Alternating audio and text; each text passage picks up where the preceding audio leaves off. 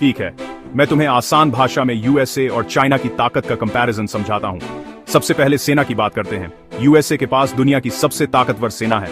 Advanced weapons, stealth jets जैसे F-22 और F-35 और सबसे ज्यादा एयरक्राफ्ट कैरियर्स इनके पास हैं। चाइना के पास सोल्जर्स सबसे ज्यादा हैं, यानी दुनिया की सबसे बड़ी आर्मी।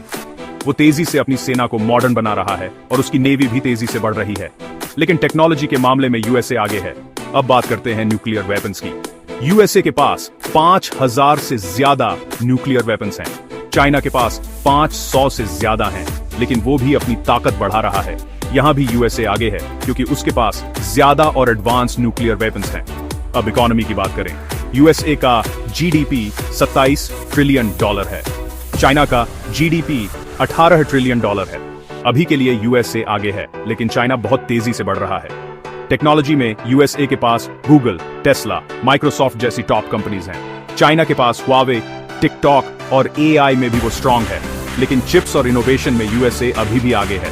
अब एलाइज यानी साथी देशों की बात करें।